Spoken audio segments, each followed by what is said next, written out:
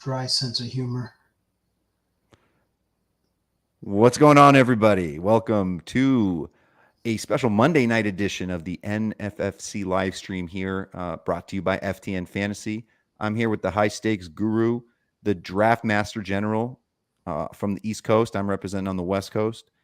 So he's probably a little bit more tired than I am, but probably not once we get into the draft room. Mr. Nelson Sousa. What's going on, Nelson? What's going on, Vlad? Just decided to hop in another draft because before we know it, the season will begin and we can't draft anymore other than DFS.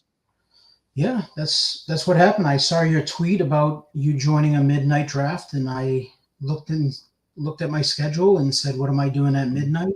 And it was either sleep or draft. So screw it, let's draft.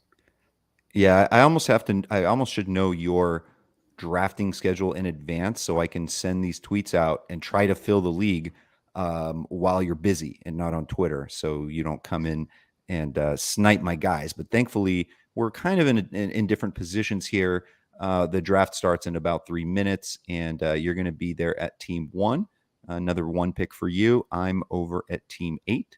And for those that are joining us for the first time, this is part of a national competition with about 4,400 teams. It's a $350 entry, 12-teamer, full point PPR, third round reversal. So the draft switches up at the end of the second round, and 6 points per quarterback touchdown, and league prizes for the top two in the leagues of 12, and then paying out the overall. I think about 80 or so teams, and 250,000 up top. So where we've been drafting a bunch of these, we've been getting really familiar with our fellow draft mates, and we're doing another one. Sometimes we're in different leagues, Nelson and I. Sometimes we battle with one another, but here we are again, going toe to toe. Anything different that you plan on doing here? I mean, you've got the one pick, got a couple minutes before you're starting. Have you pretty much just been always going CMC, your boy? Do you ever swap it up? Yeah, I think I've seen you take a Jefferson at one as well, right? Yeah. So tonight I'm gonna go Jefferson, just because CMC. I'm just trying to lower my exposure, so I'm trying to get through a few drafts to get that percentage down a little bit because it's unusually high, actually, for a guy that goes basically like in the top two picks, top three overall. I had at one point I had like 20% of him, which is like is kind of too much. So I'm gonna go build it wide receiver first. Gonna go Jefferson, and then see how the draft flow goes from there. Nice, nice. We have a few industry people in this league. Well, actually, two of them. One is the great Dalton Del Don, veteran of Yahoo Sports, probably I don't know, man, like maybe a dozen years already or something like that. At least over 10 years there at Yahoo. So he is drafting out of the 4 spot today. He might get a nice little gift there if you're kicking things off with Justin Jefferson. And then Frank Emirante of Canada. I think everybody knows Hot Take Frank. And he is going to be drafting from the 9 spot. So right after me there. A couple other folks, if they want to let me know that it's okay to mention their names in the draft, please do. But a couple of regulars, and then a couple of names I don't necessarily recognize, but you never know, man. The Sharks wear all different types of clothing in these drafts.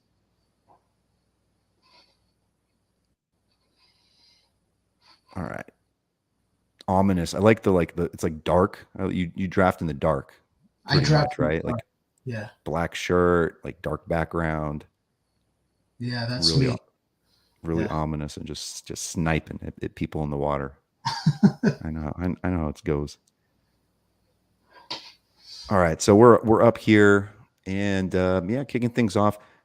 Justin Jefferson with the one pick. How much does so this is kind of a random question, but how much does I know you're not one to be swayed by preseason stuff. I mean, we've been playing for so many years. We've seen the stories of players that have these amazing preseasons. We know that don't necessarily have strong roles, but with some of these guys, these super hype guys, You just kind of taking it like a one case at a time basis. Are there like some of these hype guys that you are into more than others in terms of like the Romeo Dubbses, Isaiah Pacheco's of the world? And is there any specific thing like would you be more into a sort of a helium running back versus a receiver, or is it just like a case by case basis? No, that's a good question.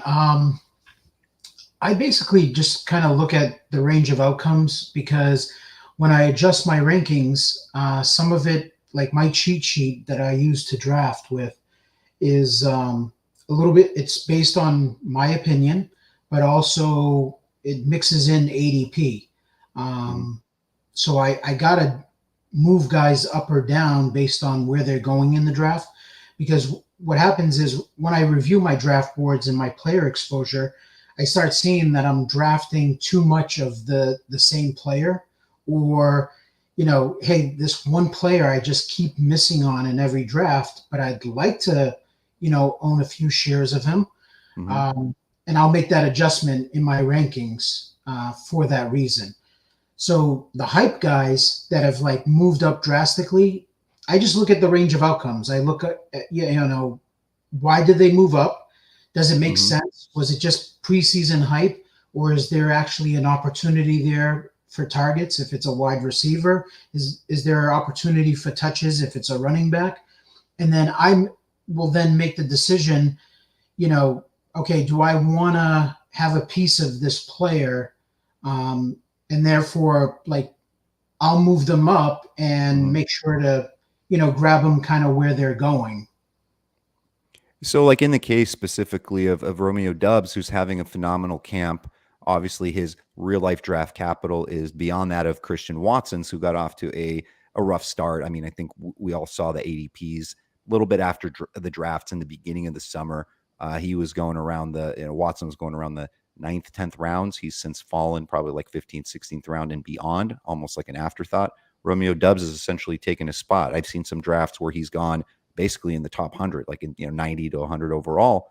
Uh, and then we see the quote from Aaron Rodgers, who typically has his veterans that he works with. We know that he's expecting, or the coach speak and his speak, that the running backs are going to catch a lot of balls. They got Alan Lazard. They're looking to make a wide receiver one out of. You still got the veteran Randall Cobb there. Sammy Watkins, if he's healthy, could be decent. So where does Romeo Dubs even fit in? I mean, can there be an opportunity here for a rookie to like outproduce a Lazard? Is that a possibility? And number two, what are the percentage chances of somebody like Watson, who's off a late start to camp, can actually get to the point where he becomes more valuable than Dubs in season? Or is that already a lost cause? Is it just like Dubs over Watson no matter what now? No, I think it's one of those things that's dynamic right now. With Dubs, my feeling is that he's probably earned some looks in the offense, and I don't think the talent is all that good at wide receiver in Green Bay ahead of him. So, Alan Lazard, I don't really think too high of him. I think Cobb is kind of, in the downside of his career. So he absolutely has an opportunity to make some noise. The question is he going to, when the lights come on in the NFL season, is he going to be able to do that? Mm-hmm. Is he going to be able to gain Rogers' trust? And if he doesn't, that's when, he'll start getting, less playing time. And then a guy like Watson could come into play. Yeah, it's funny. So let me make my pick here real quick. I'll talk about it. So I went with Austin Eckler in the first round. I am heavily exposed to Saquon Barkley, and I'm fine with going all in more. If I'm going to lose a bunch of leagues because Barkley's out for the year, so be it. I'll have other exposure to other formats, and maybe I won't get him in primetime drafts. But I did want to kind of switch it up. I do have them pretty close to even. I do think that both have tremendous upside, but they're Eckler was my first pick. I knew Barkley wasn't going to come back to me in the second, and probably going to grab my first share of someone else. I do not have any through 11 drafts, and I don't dislike him. I just don't expect 18 points a game like he had last year. But I'm going to go ahead and grab my first share of Joe Mixon. I feel like Eckler Mixon is kind of new to me, and I kind of don't mind mixing it up right there. Mixing it up, Okay. pun intended. Yeah, I like it. I like it.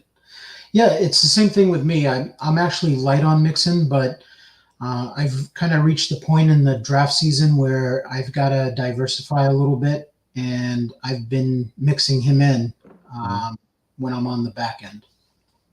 In regards to Watson, so I mean, my fantasy skills, my football skills, the strength is not me watching. I'm not a film guy. I'm not going to watch, tear up film and be like, oh yeah, that stands out. But obviously, us playing for a long time, watching these sports for so long, and being analysts, like there are certain things that pop out to you. And for whatever reason, when I was watching a lot of highlights, films, and college games, though he played on in not a specifically pronounced strong school, Christian Watson, to me, there's something like some natural talent. I feel like that one day he could be, and maybe it's a silly comp, because he is a big guy, like a Mike Evans type, and I think that he's somebody that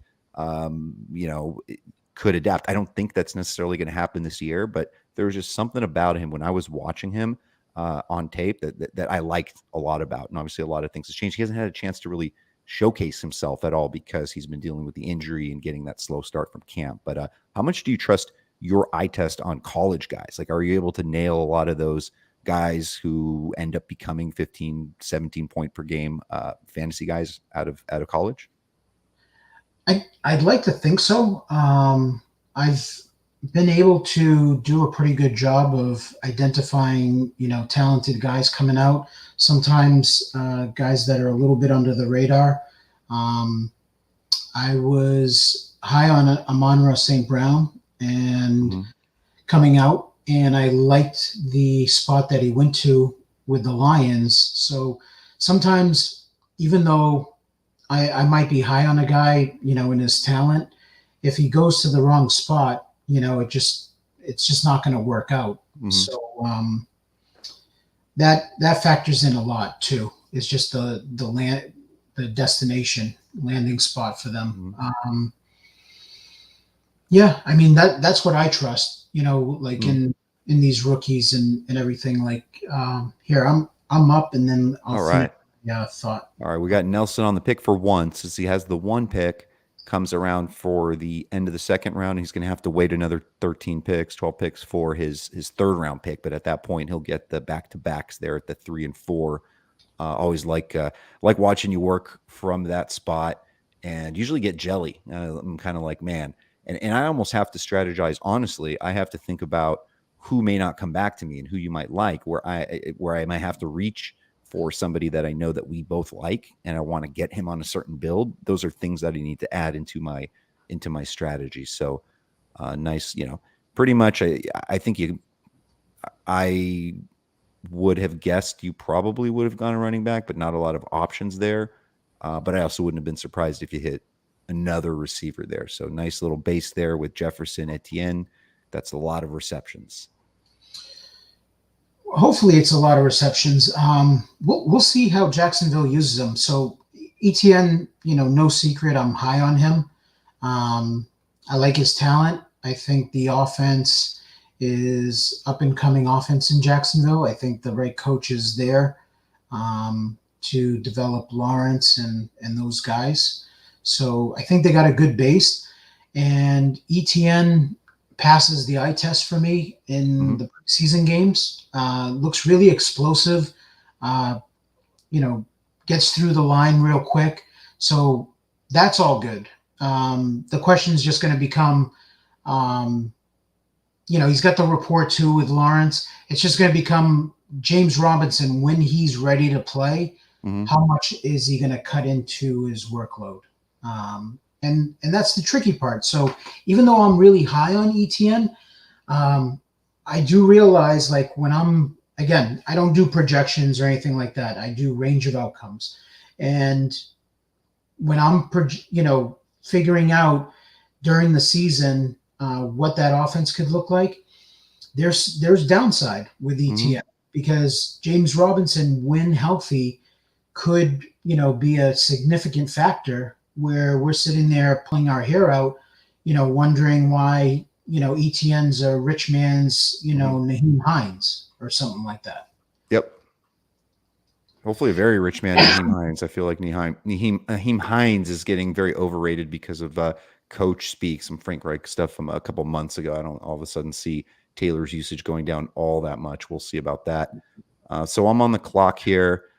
This is kind of a chalk draft, and where some of the targets that I'd be looking at are getting scooped up. I'm also not afraid to set a min here, and I think that's what I might actually do.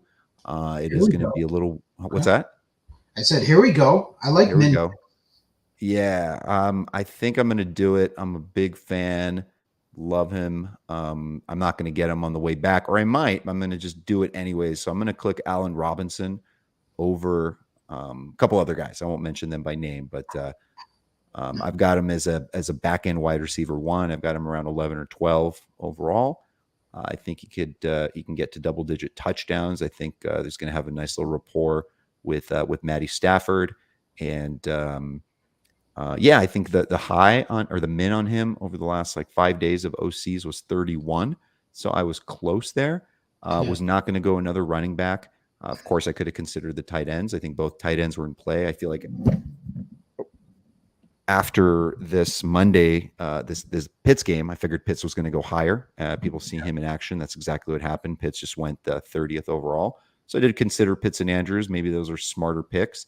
But the way I want to construct this, I was planning for a receiver there, and I've got some plans for tight end later. I just didn't feel comfortable smashing the Andrews or Pitts button quite there.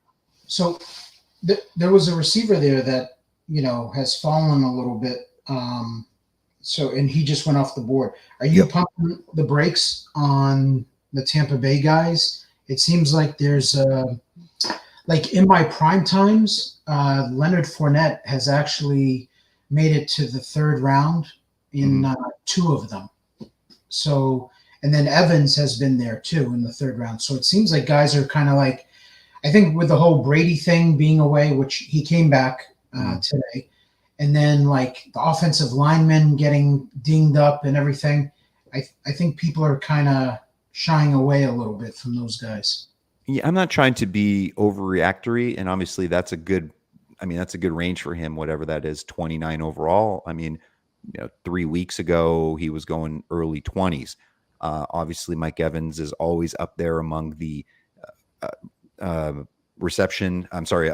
reception leaders, and we know what he can do. He's going to be the one wide receiver 1, but there's just this kind of odd feeling that things are not going to go as planned, and Tampa Bay isn't going to be as dominant as usual. I also feel like there are a lot of mouths to feed with Russell Gage, and if Julio Jones has just even a slight bit left in the tank there, and of course Chris Godwin, I think it's going to be very tough to time those. Whereas part of the reason I'm going Robinson is, number one, I just feel I just see a lot of targets for him. I feel a career year on tap, and also because I'm always in the spot. I'm usually drafting at the end, 10, 11, 12. I'm never in a position to get him. There's always somebody, I'm with Bob Kramatola in a league. He's always snagging him, 5 picks before. We never have a chance. So I'm willing to sacrifice a little ADP. Maybe he's not the best wide receiver 1 on paper. But then again, I'm not doing this, the draft to just, to post picks on Twitter, basically. All right. I'm on the clock.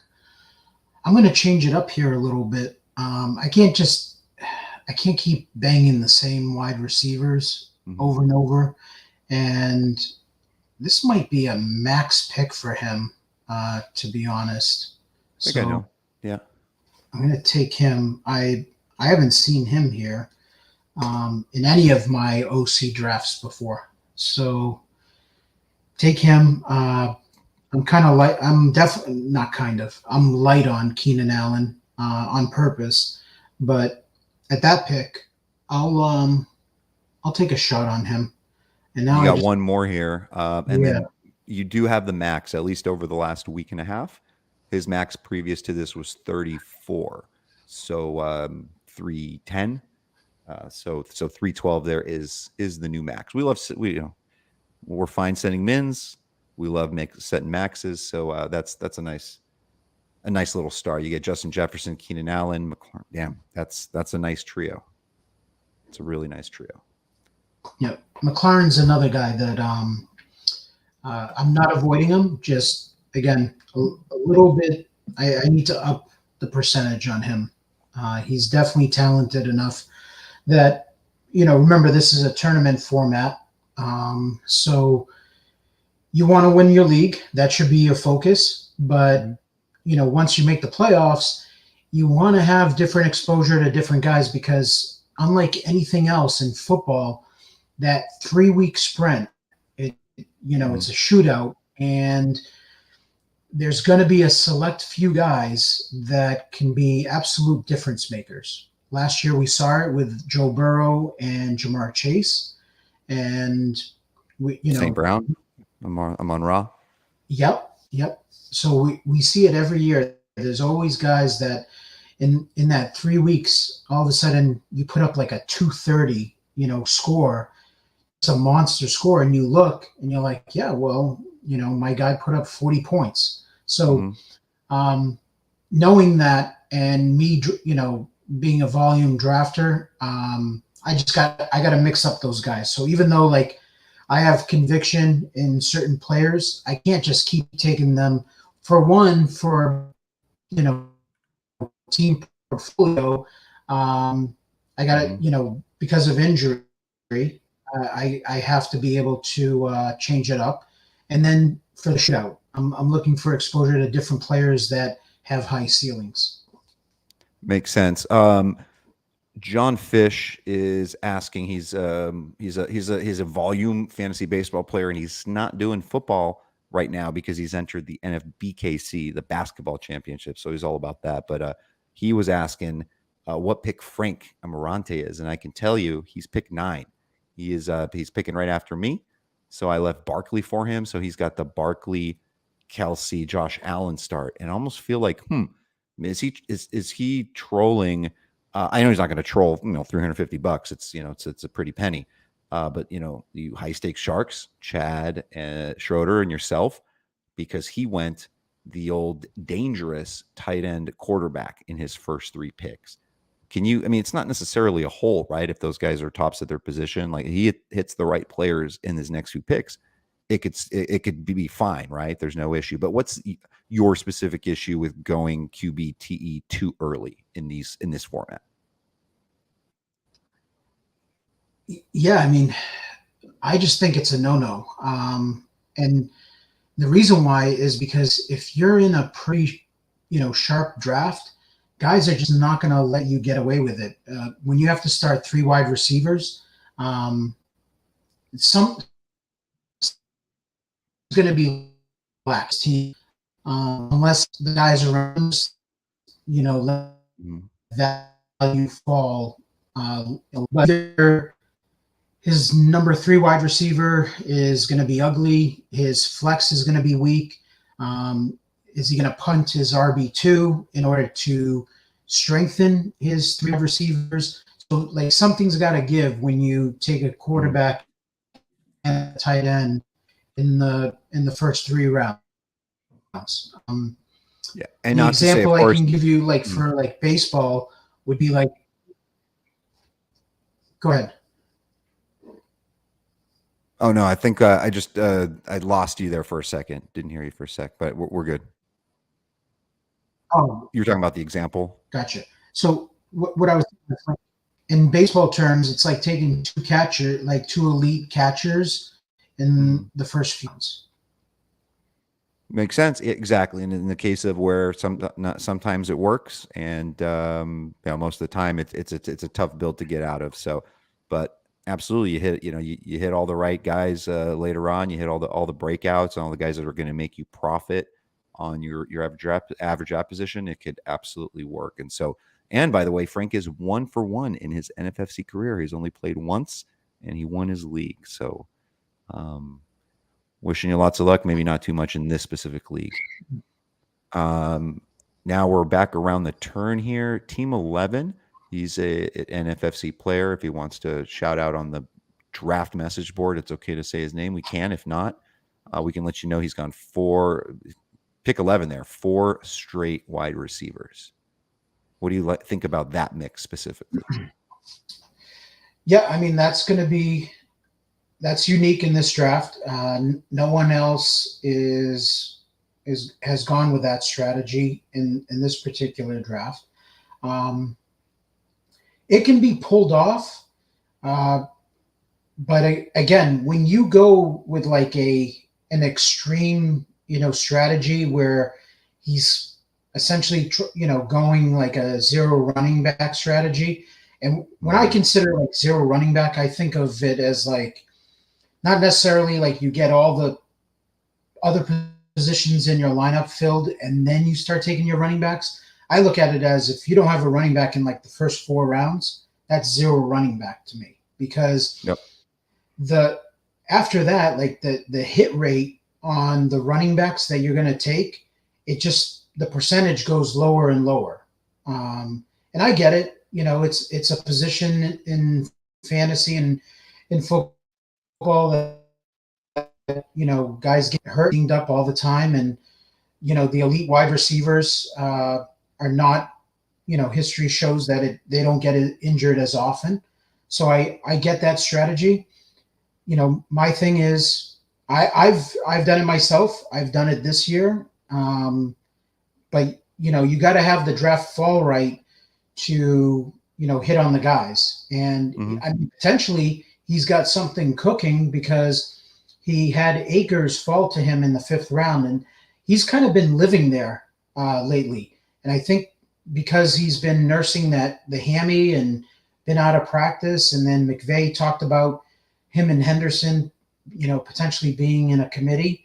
I think people have just kind of let him go now, and he's a little bit of an afterthought. But I mean, he's still a good player. That's really good offense. So that might end up being a nice pick for that build.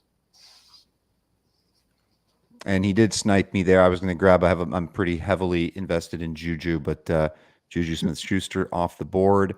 Man, I might. Oh, so I just got auto pick because I was caught snoozing. Hard to manage a draft and do this, but no excuses. I was going to take a receiver. There are a couple of guys I like. This is a tougher one here specifically because there were guys like Rashad Bateman. I would have loved to have. I would have taken a shot on Chris Godwin, but I'm not going to call back. I'm caught live red-handed on auto drafting, so I'm not going to go to the admin and click the admin and say, hey, my computer, my internet lost my internet. Let me get a Yeah, I'll take it, man. It's a near max, and I have no Brees Hall, so might as well get some Brees Hall exposure on my 13th team. yeah. I mean, it's not like it was like a terrible pick, so it still works out. And it's kind of tough doing a live stream and with that excuse because the ads probably watching live stream is like, Yeah. what are you talking about? You didn't lose your internet. Yeah. Oh, yeah, I would. I mean, I wouldn't do that anyways, but yeah, I mean, there are a couple of receivers there that I'm interested in, but I'm always looking for like, those optimal builds and the really big upside guys. And I think there are a couple of guys there that they're just in that, they're not quite in my like, must draft pool. So that's Mm-hmm. why I'm okay with, but now I can kind of lay off running back. That the other problem is when other good running backs start falling at some point where there's some guys that go in the 7th, 8th, fall to the 9th, 10th. I may not necessarily be wanting to go in that direction because I pretty much have a guy that I hopefully should be able to just pop into flex all season long. But Judy and Moore, those are the two guys I was looking at. I would have probably clicked on one of them if I noticed how much time I had left. Yeah. Yeah. Do you think? I'm sorry, go ahead. No, I was saying by the time it gets to me, it might get cleaned up here at wide receiver. So I'm just trying to figure out what I want to do here. Well, you Because got 3 really good ones. This I hate the term yeah, dead zone, but this really is kind of the dead zone for running backs. It just is. yeah, I don't love any of them. I usually with this kind of build, I usually just punt my RB2. Damn you, Dalton. Dalton Del Don, who was given the gift of CMC at pick 4, followed it up with Javonte Williams and then got 3 nice receivers. Actually, Gabe Davis, I was looking at too. I don't have a lot of Gabe Davis. Would have loved to get in on him. And we have a little joke going on because I can never get Ayuk if I'm in a draft with Dalton. He's from the Bay Area, but he knows he's got a good football team with good fantasy players on it, so he's gonna get exposure to that. Doesn't have to have it, but it's obviously nice to have.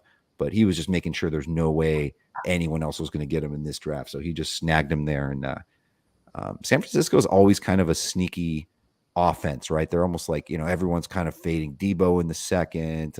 People have concerns on Lance, going just every year. There's just it's just a kind of underappreciated offense, and they're one of the best in the game, and always some nice fantasy targets there. Nelson on the pick for 2, on the clock for 2 here. I'm going to predict receiver running back.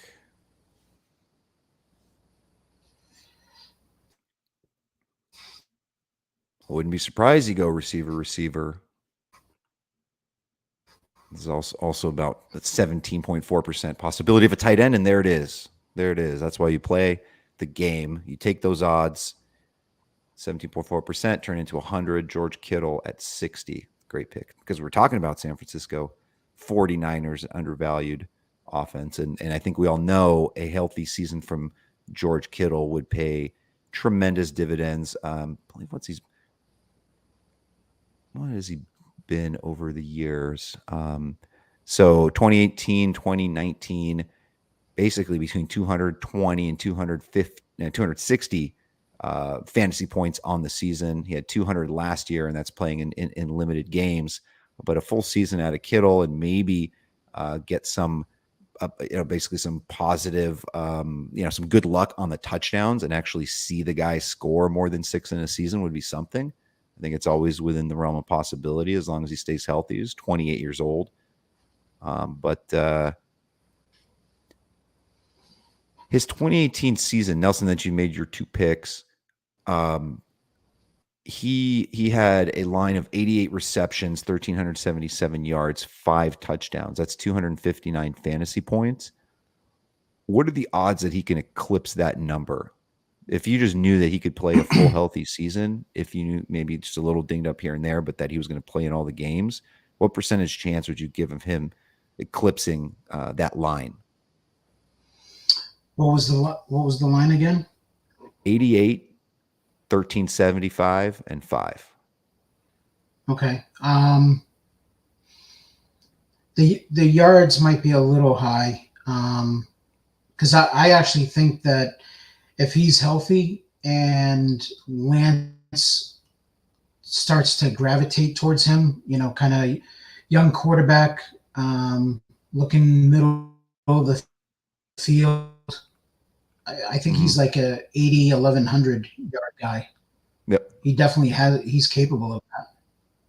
Yeah, and with the upside of 8 to 10 touchdowns, I think that's also possible. I think my decision was just made easy here. So I don't have any Thielen, and I would have been into him.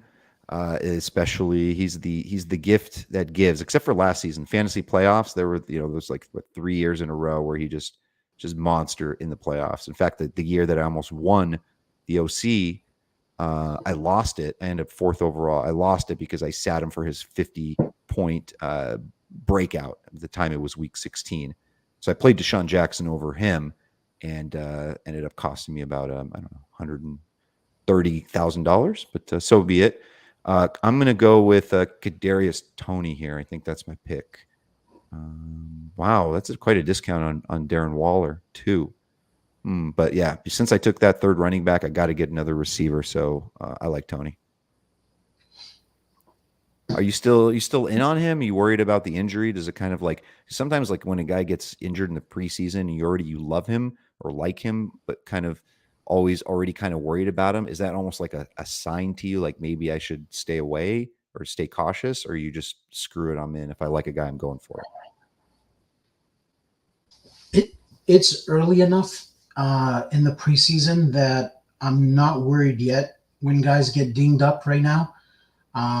When I worry is we got a week to go, right? And season's right around the corner, and then you hear about a guy getting dinged up, missing practice right before the season starts. that's when I get off guys. Mhm. And it's tough because you have to make an educated decision, whatever you think is the right decision, because it could be premature where you're getting off a player and you avoid him because he's injured, and come to find out, it was a little, much to do about nothing, and he's ready to go. Or, if you've got like a hamstring injury or something like that, like those tend to linger into the season. And then, Mhm. the team is like, okay, well, let's rest this guy and wait till week one. And then week one comes and it's like, yeah, he's not 100%, but he can go out there and he can go. And then he just re-aggravates it. And then now you're in for a long season because now you got, you know, you're potentially missing this guy for the next like 2 to 4 weeks. So yeah, I don't worry about, injuries just yet, Mhm. but like Cam Akers is one, hasn't been practicing. When's he going to come back? You got Mhm. Kadarius Toney. There's a few of them, like Michael Thomas now popped up with a hamstring injury. The coach said, we're going to, take it easy, and you just don't know. Yep. So it's tricky. You got to just filter through it. You got to try to do your best with figuring out what you think is potentially alarming and serious, and what guys you think you know it's no big deal. But Yep. like I said, we're still in the early stage. Like it's not go time just yet. So I'm not too worried about some of these guys that have been missing practice. All right, so I'm on the clock here, 25 seconds. And man, yeah, this is a draft where there's just really no, I guess, quote unquote value falling to me. No, these guys got their shit together. This is Yeah, actually it's a sharp room. I'm regretting getting in this freaking draft. You know, I got I 8 seconds, so I gotta yeah. make Go the ahead. Go ahead. move. I'm gonna grab another receiver. I like this kid. I have concerns about Michael Thomas. I feel like he's going to be a headache this year. Um, a little bit different how I felt 2 weeks ago, but again, like we were talking about, like an injury or something happening already. It's their issues acting up. I think it's a hamstring this time around. Yeah, Yeah, Solave kid looks fantastic. I don't think this isn't the same offense that was Peyton's been running, and it's not Drew Brees there anymore. It's not going to be 12 receptions or 12 targets to Kamara a game. It's going to be a little bit of a different offense, perhaps a less efficient one, but I mean, if there's any, a lot of times we're looking at these overall contests. It's like, okay, if the number one target, like the top running back, is out of the picture and they're injured, or the top receivers, who steps in, who has that potential to really go from like a wide receiver 28 to wide receiver 7, right? That's where we're looking to make the money, make our profit. Lave seems to me like one of those guys, so might have a nice little connection there with Winston, hell of an athlete, and yeah, I obviously wasn't taking a fourth running back there. I think it's the tight end pool. I would have liked a Dalton Schultz, but he was taken, not in the cards there, and felt a little too early on quarterback for me personally. What do you think of the kid Olave? he's a favorite of mine. Yeah. It's just going to come down, like he's a playmaker. It's just going to come down if on a weekly basis can he earn enough targets from Winston, or is like Landry and like Michael Thomas going to be just enough of a pain in the ass? Because Kamara is going to get his targets, right? Mm-hmm. So it's those other guys, like is it just going to be 6 targets a game, or does he have that potential to do more? We know he knows how to score touchdowns, from his college career, and so So you're up here now for two picks here. Just wanted to shout out some of the people in the YouTube, the StreamYard chat. Unfortunately, since we kind of put this together last minute, and I don't know how to like add and put comments into the board, and plus kind of want to concentrate on drafting, but we do have a lot of cool industry veterans are in the mix. We got some of our colleagues, Benny Ricciardi, Chris Maney are in the house. A few high street. Oh, thanks, Benny. Few high stakes drafters in the mix. Ghost Scott Atkins has been in the industry, I don't know, 20 plus years. So he's around commenting. And who else we got here? Oh, the famous Alex P. Keaton. We don't know if it's an alias still. We don't know if it's Michael J. Fox plays fantasy football. That's what he does. So yeah. Alex P. Keaton there. Thank you so much for the help there, Benny. We appreciate it. Yeah, pump those comments up in there. And we got 2 picks here on the clock. Chase Edmonds, a FTN favorite, and definitely a favorite of the high stakes corner of the FTN team, because myself and Nelson and Maddie would love him very much. After your pick here, I do want to ask you a question about this backfield. But real quick, on bouncing back to my team, this is a mix of players that I don't really have yet. This is a completely new thing. And that's what happens sometimes. Your volume drafter, as you get closer to draft season, to the season beginning and before the prime time, you're almost like diversifying. You're getting shares. It's like the just in case team, right? Because you never know if the rest of your teams, your whole outlook, everything just shits the bed. And then this is the one that wins, right? So you just have your different bullets in there. So it's an interesting mix for me. Like, I like individually the receivers, Allen Robinson, Jalen Waddle, Kadarius Toney, and Chris Olave. But to me, this is like a new mix of players all together in one team. Yeah, and that's the tricky part is, excuse me, is trying to figure out, do you go and just go into a draft and say, I'm just going to draft all different players, guys that I'm lower on, or do you just try to mix them in to a draft that that you're, where you have like your normal guys that you're high on.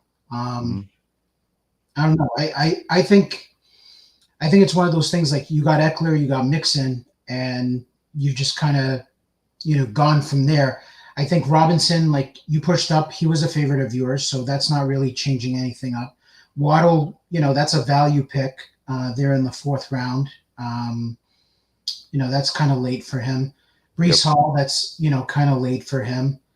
And then Tony is a guy that's a favorite of yours, and then you wanted Olave. So because you're a little light on him. So I don't think there's anything wrong with your draft, based on that. If you look at it, feels different, it just feels kind of different and weird, but I like it. We'll see how it works when the season gets off. Oh, I am on the clock here. I got 4 receivers that I feel all right about. I'm just gonna pop it. I just want to take one quick look at something schedule wise to feel a little bit better about it. So I'm gonna hit the GOAT himself, Russell Wilson. I'm not gonna mess around with quarterback. I don't necessarily want a Rodgers Cousins car type as my QB1. It could work out. But I do like Russ in this offense a lot. It'd be nice if I had a Judy or a Sutton, but it's not necessary. So nice little matchup week 1 at Seattle. So see how that goes. I think, the hand issue behind him last season and some of the drama there with the team. I mean, he doesn't really get into drama. He's Russell Wilson, nice and steady. But man, he's got some fantastic weapons, strong defense, O-line, solid. The running back tandem, Melvin Gordon and Javonte Williams. Well, Javonte comes first, of course. So a lot to be excited about if you're a Denver Broncos fan this year. Yeah, I think there's a good possibility for fantasy. Maybe they get off just to a little bit of a slow start, just building that chemistry the first couple of games. But, that offense looks like it's set up nice for him where, he should be almost like he's not even like sexy anymore. Obviously where he's going in drafts. Depends if you ask Ciara, she might think. That's true. But I mean, I think he's a lock for like a top 10 quarterback in fantasy this year.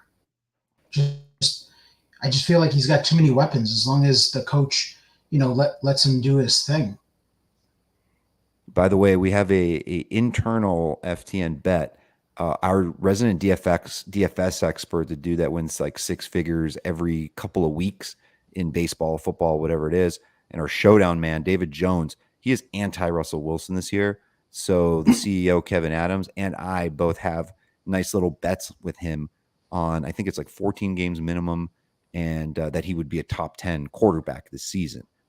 So Kevin and I obviously both have he will be a QB 1 to 10, and David has him outside of that. So hopefully comes through for us. I'm going to have to be back on the clock here. Frank's been doing some sniping since. I guess I kind of lit a fire under him with my commentary about his QB running back. So let's see here. Don't have a tight end yet. I'm not interested in one here. I got a QB. I'm not going to go for a second one back to back, though I have done that before. Usually that's tilting decision week to week.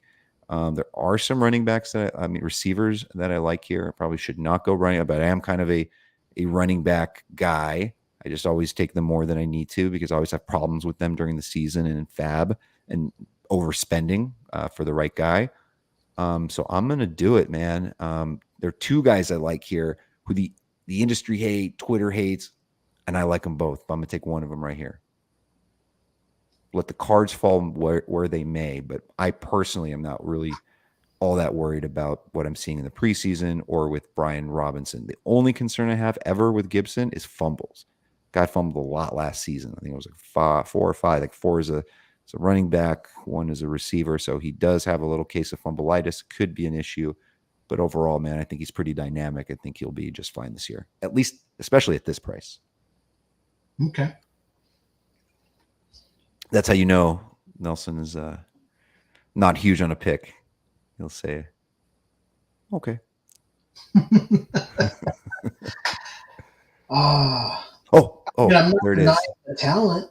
Pacheco. Bam.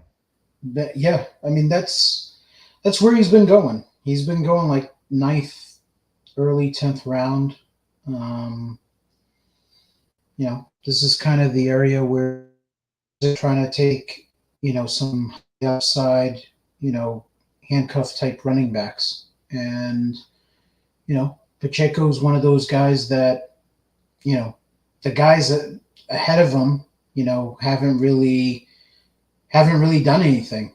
Clyde Edwards-Helaire is, post-hype guy, fell flat on his face. Last year, also injured. McKinnon always banged up. So I see the excitement in wanting to draft a guy like that who has, flashed in the preseason. You're about to be coming up here. So you would right now you would hit the Pacheco button, needing a running back over Antonio Gibson. You have enough concern with what you're seeing in the preseason? I just think they're going. I think they're going in different directions. Gibson has always been a favorite of mine, but I don't know that I think that coaching staff is growing. They might be growing tired of the fumbles and everything, and they brought in the Robinson kid, and then I was out on him this year once they brought McKissick back. I thought for sure if McKissick was gone, they might give him an opportunity, but he can catch the ball just fine, but he's just not going to be in there on passing downs. For him to realize his true potential, he needs, something to happen to McKissick. I'm not wishing on it, for anything bad to happen, but that is the issue. Yeah, we're getting the fun comments, Benny. If you're still awake, you want to throw these in here, go ahead. So I'm getting even taking Antonio Gibson, 2nd round pick from last season, getting him at 101. I'm getting the X from Nelson, and then I'm getting this type of stuff. Not even their 3rd back. Someone else said, make sure your league offers punt kick returner points. So that's the beauty of the game. We play it. See how the season goes. We probably won't remember this specific moment, but if I do, I'll remind you what Antonio Gibson did this year, and I was right. And if I was wrong, please remind me. We'll do so respectfully. But Yeah, that's the beauty of the game, man. Anything can happen. The craziest things happen every single year. Cooper Kupp with a season nobody saw coming. You may have thought that he could, earn second round value. I think most people. Um, you and I had a lot of exposure to him in prime time. We're taking him over Robert Woods, but nobody expected that type of, what was it?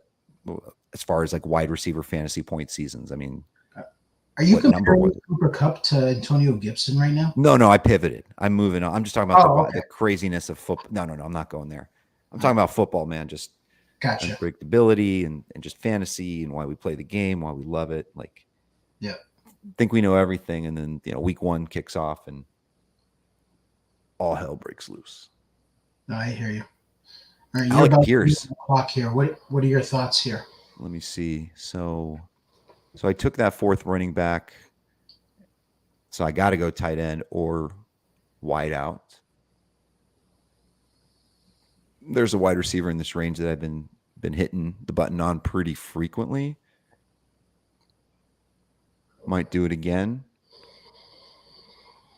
But man, I'm ending up with a lot of young. I guess not a bad thing these days to have a lot of youngsters on the team, first year guys. So we'll see. I'm fine waiting on tight end. I have my quarterback. I'm not going running back. Nobody I necessarily love. Although it'd be interesting to it would be admitting defeat if I clicked on Brian Robinson Jr. So I'm not going to do that, even if I wanted to. Yeah, he's about to go. Yeah, he's about to go. So I'm passing on my opportunity. I do like Dak in general, but there's no reason for me to just have Russ and Dak and they're in the same bye. Not that really matters. So I'm just going to take a upside receiver that I like. Not a lot here, but I'll take another Tolbert, my fifth receiver. I think that was the right way to go. Yeah, he's becoming one of my most rostered players at this point, just kind of in this range. Speaking of, I was talking earlier about, film and watching guys and just having gut feels, you just kind of have that feeling about, and we end up being right a lot. Sometimes we're wrong, but like, I think Garrett Wilson's going to be an absolute stud in this league. I don't think there are a lot of people that doubt that, but not a lot of people are interested in him or see him as sexy from a fantasy perspective. But yeah, that's just kind of they're just kind of like one stud quarterback away from actually being, decent offense. You have Wilson, you have Elijah Moore, you got Breece Hall. There's some nice pieces there. I don't know if Zach Wilson's, is the answer, but I guess we'll see a little bit of Flacco, right? How many weeks is he projected for early in the year? I'd probably say he's going to be in there for a couple of weeks. It just depends how quickly he heals, but I think it was enough of an injury. I mean, they can put a brace on him and he should be relatively okay, but I think with him being injured last year, I don't know if they want to go necessarily to rush him back. I think they want to make sure that he's 100%. Makes sense. Yeah, so many like good young receivers, man. This whole mix of guys. Obviously, Jahan Dotson a little bit underappreciated just because of the Carson Wentz. Obviously, he gets no respect, but I think he'll be okay. I think he's going to get the job done. He's one of those guys that just, even on like best ball sites, I see him go after 30 picks past Zach Wilson, and back when Wilson was healthy, and even that made very little sense to me. He's going to put up some fantasy points. He's got the the receivers there. They'll be in some close contests, some shootouts. I know he's not the the most skilled guy. He's not a top 15 guy, but he will have his spike weeks. He'll have his upside, 25, 30 fantasy point type outings. All right, so I'm coming up here. There's Brian Robinson Jr. as you predicted.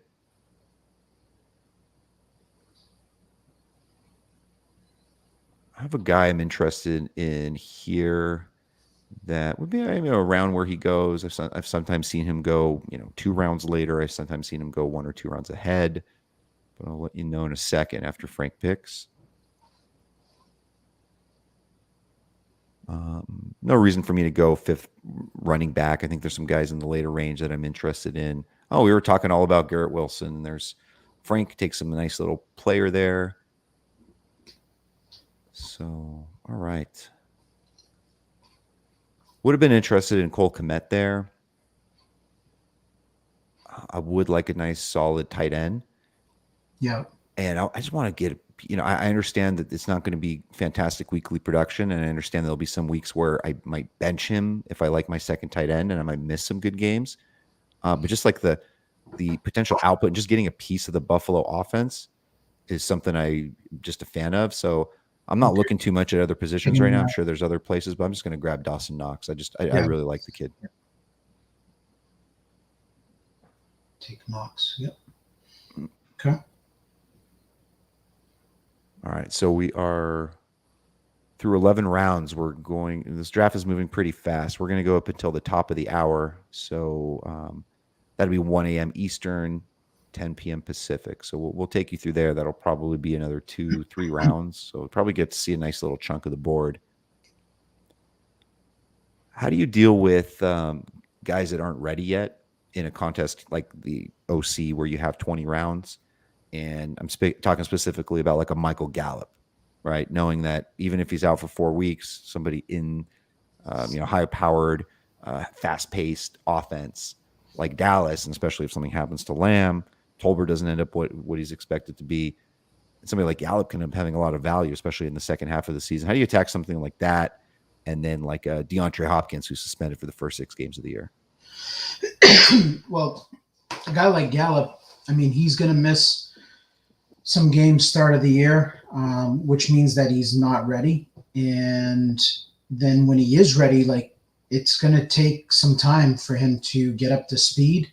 So I just don't love taking guys coming off like those major injuries. I feel like that first year back, they're operating at well less than 100%. And like we saw like Beckham last year, is a good example. Even though he was coming off the ACL and knowing that, I still, here, I'm going to pick here and then I'll finish my thought. A little Govier there. I think people heard the bell. I don't know how things work technically, but got the little bell going there. Nelson up for 2 picks. He's got a bevy of wide receivers there, 3 running backs. He's been playing quarterback chicken, as a lot of the high-stakes Sharks do. So we'll see if he pulls a trigger on one. It's really interesting how you really learn a lot from other sharp players and looking at draft boards and studying what works for people. But it is really interesting that in a league where you get 6 points per quarterback, that counterintuitively the best players are usually fine waiting on quarterback. So it's interesting the dynamic there. But yeah, I mean, and that's why, because you get a guy, somebody who threw 40 touchdown passes last year in Matthew Stafford, and you get him there around 12 when was it Lance, Burrow, those guys were going 3-4 rounds earlier. Yep. No pairings, no stacks really going on for Nelson or myself. No. Josh Palmer. All right, but you got an LA stack, not from the same team. Yeah. But, when I went with the Kittle Christian Kirk turn, Herbert was in my mindset. That could have been like the stack with Keenan at the time. And I don't know, I just made up my mind that I was going to push QB back in this draft. And as you can see, like I didn't take one till the 11th round. So I don't know. There was nothing that like stuck out to me. Like Herbert goes around that spot. Lamar Jackson, Kyler, like I have plenty of exposure to those guys. So I wanted this draft to be, let's grab a couple of different players that, I don't have too much of, which was Kittle and Kirk. Oh, that makes sense. All right, so I've got my 5. I'm about to be up on the clock here.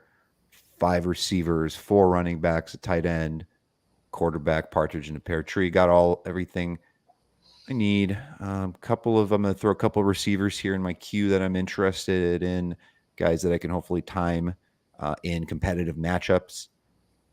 So I'm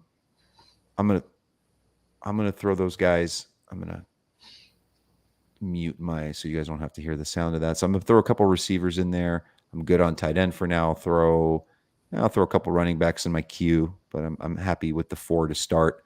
Got a couple of late round bangers that I might hit. And yeah, we'll see after this guy goes. So Khalil Herbert there, carted off. I still don't know. I don't know if you know if he's okay or not. Yeah, he's totally fine. Back to practice the following day. It Good. was a little bit of a misstep on the reporter's part. I think he just saw him get carted off, and that's what he, quickly tweeted out. But it sounded like he was back to normal, like regular practice. So I almost want to say it was probably like cramping, and they just carted him off instead of him walking off. And there wasn't really anything going on there. Yeah, can never get me any Nico Collins. What a shame. He's already been taken. I'm going to grab anytime you can grab MVS as your number 6 on this bananas Kansas City offense. You just got to do it. At least that's what I think. So MVS, Marquez Valdez-Scantling, my wide receiver 6. He's got a min 98, max of 150. So getting him a little bit there on the higher end. And now I feel a little bit better about that Breece Hall auto pick from earlier.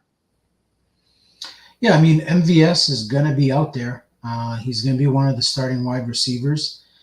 It's just consistency. Can he catch the ball? He's going to have the opportunities. He's going to have shots deep downfield with Mahomes. But I look at the situation and say, what's really different from, his opportunity that he had with Aaron Rodgers in Green Bay? It's not like we're debating like he's getting a quarterback upgrade. There was nothing wrong with Rodgers. So I don't know. The light bulb could go on, but I think his issue is not talent. It's catching the football.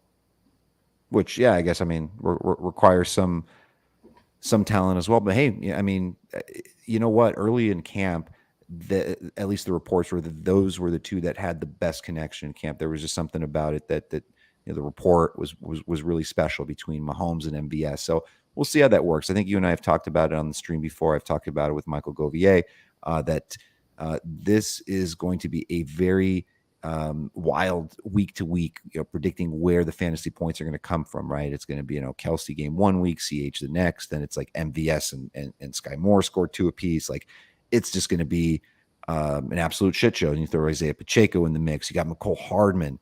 I don't necessarily, there's obviously something there with all the different options there. But for me, I kind of like when things are a little bit more predictable, right? You got like Minnesota. It's a truncated target tree. The ball's going. It's either Dalvin Cook running with it, or he'll catch it, or it's going to go to J. Jeff, or it's going to go to Thielen. It's very pretty much know where things are going.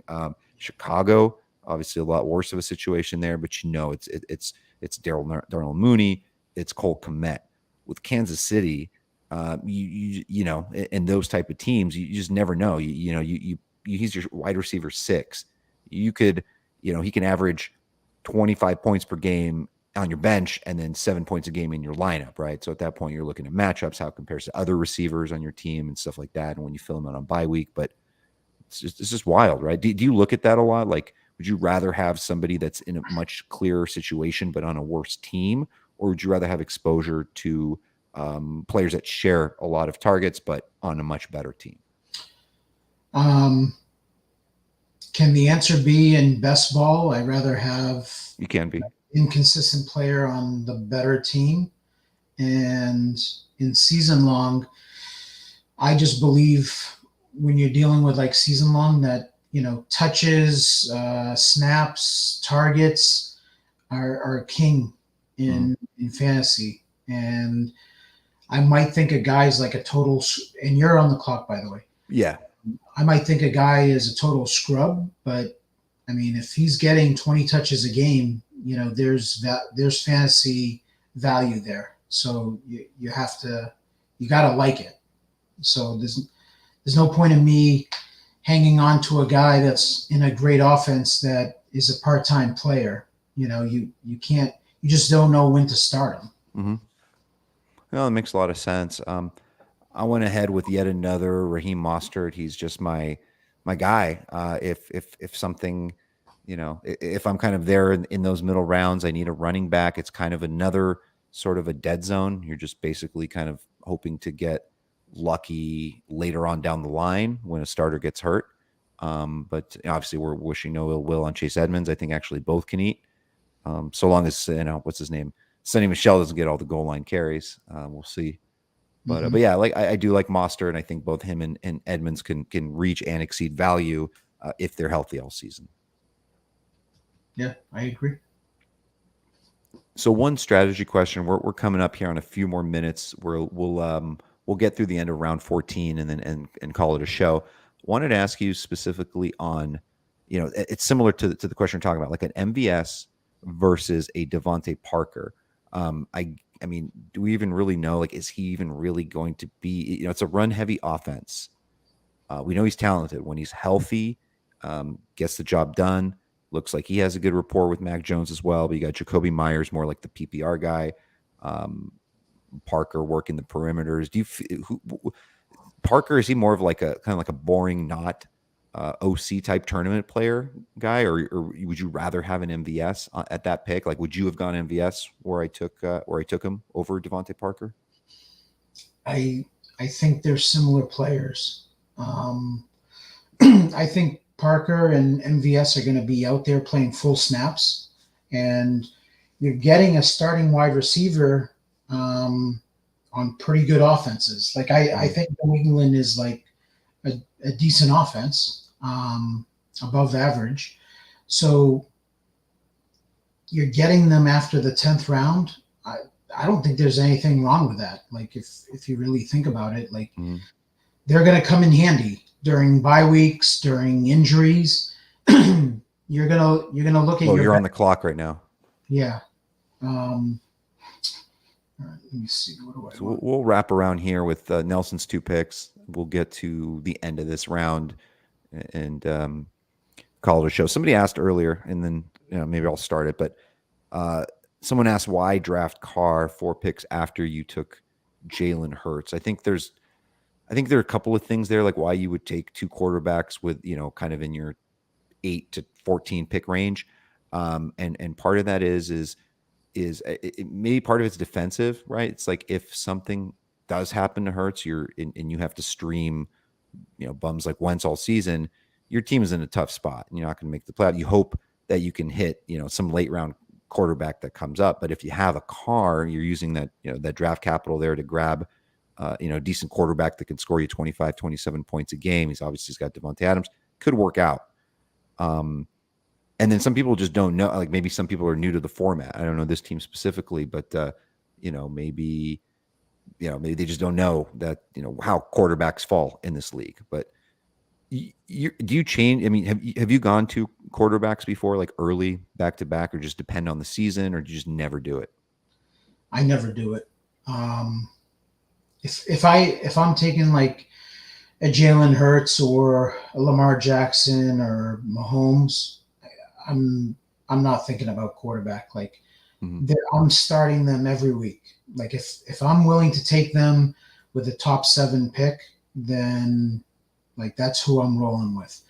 Now, later in the draft, am I looking could I possibly add on a quarterback that's got some talent, like a Justin Fields or a Tua, someone like that? Yeah, I could do that just to have a backup in case something happens. But I only do it when like my build right now, where I take a guy like Stafford, and then I'm looking for another high upside quarterback to pair with Stafford. And again, like I don't think anything's wrong with Stafford. Part of an elite offense, going to throw for a ton of yards. So I have no issues rolling with him. But who knows? Like Trevor Lawrence could just hit. Like what if everything clicks? And by the way, I now have a stack. I have a Yes. stack. There it That is. Lawrence Kirk Lawrence Kirk and ETN. and ATN. That's nice. That's nice. Now tell me that wasn't on your Christmas wish list. Yeah, That was. didn't think you had it in you, but there it is. Very, very, very nice. By the way, just letting people know, I'm sure everyone knows, but in the NFFC format, you get the cheat game, meaning a free look. So that Thursday game, Buffalo and the Rams, you do not have to lock them in before that game. So, if, for example, myself, I have Dawson Knox as my tight end. If he goes 2 for 15 and I can't start him, that's kind of why I picked up a Hunter Henry. So I'd be forced to basically start Hunter Henry and hope he gets more than 3 fantasy points that Knox produced. Same thing with the defenses. Obviously Gabe Davis, if he has a horrible game, you can pop him on the bench for another receiver. So definitely think of that strategy when you're drafting these in the NFFC. Before we sign off here, just want to make sure you guys check us out. If you don't already subscribe, I think most of you probably are, or at least I hope you are. ftnfantasy.com/pricing. Check out our DFS. Our DFS is going to be on fire. Got a lot of guys that crush, win, and know how to teach. Live streams, data, tools, everything you need. FTN Fantasy, and it's ftndaily.com, and then our betting site, ftnbets.com. Nelson, anything last minute thoughts on your draft, my draft, the room in general here? No, the basic takeaway was that this was actually a really good draft room.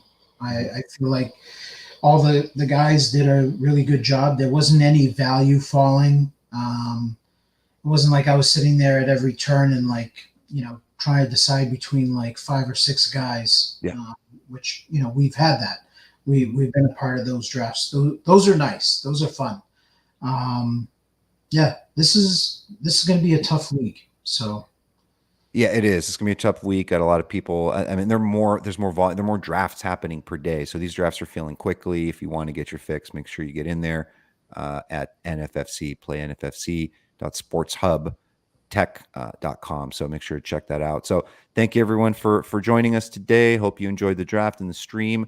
We're going to be doing a special one this Thursday.